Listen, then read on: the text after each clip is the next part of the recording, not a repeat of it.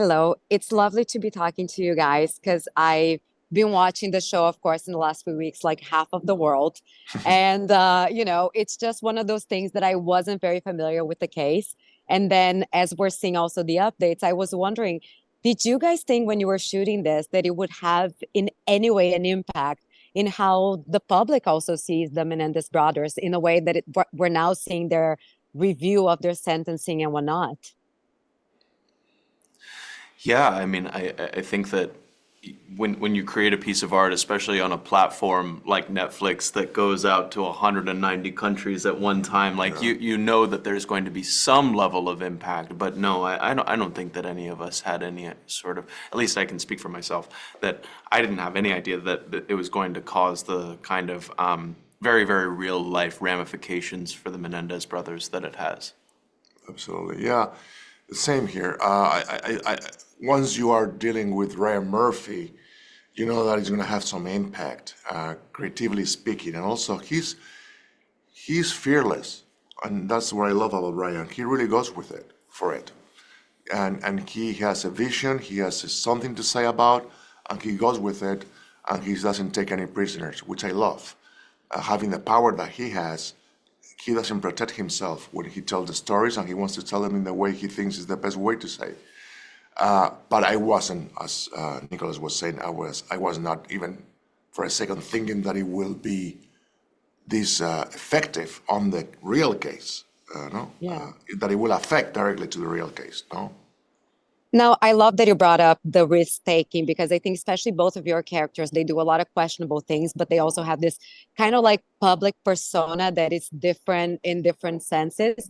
How did you deal with the risk of taking those elements, those layers into the screen? Because they could go either way, right? People can either, they have the charismatic side, but there was also the place where the audience can hate them as well, which I think it's also the intent in a way.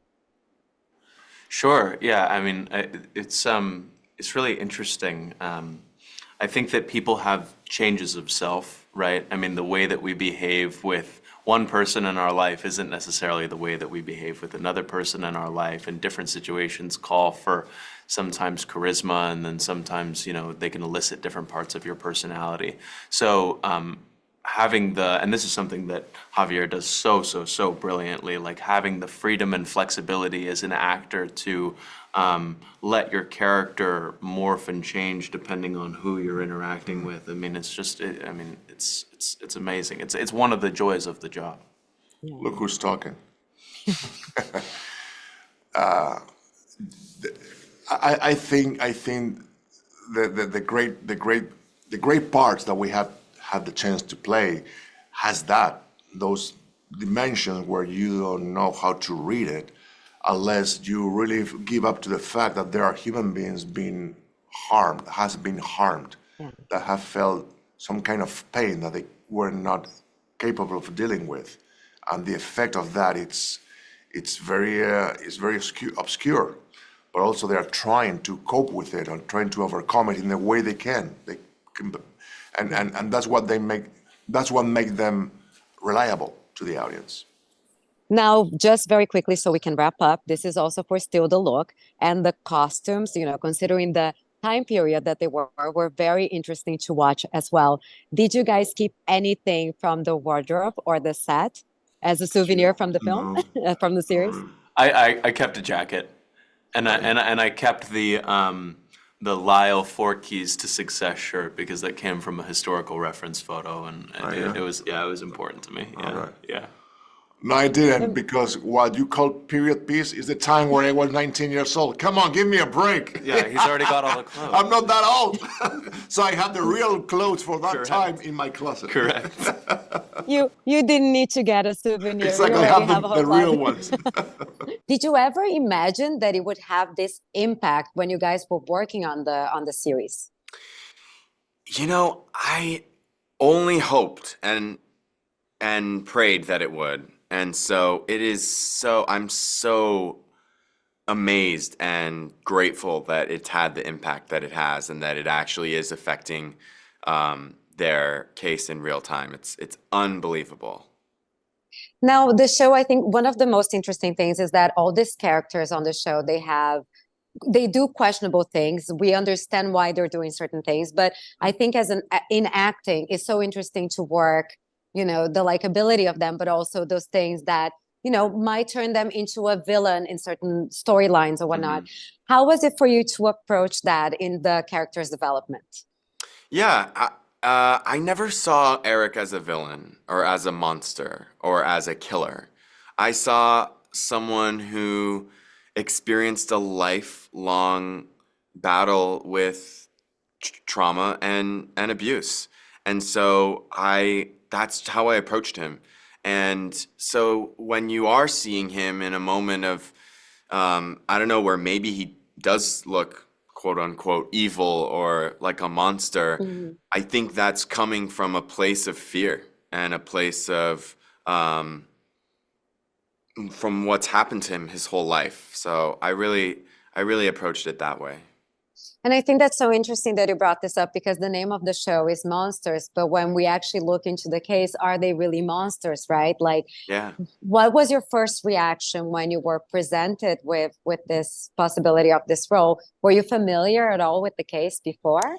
Yeah, I was. I grew up in Calabasas, Woodland Hills area, which is where they first moved to when they moved to California. So I knew about it, and I had watched the trial, not the whole trial, but I'd watched some of the videos, and so I was very familiar with the case and what happened, and I did already have a connection to Erik. I wrote him a letter 7 years ago, just telling him that I believe him. So I was really familiar with it. Yeah.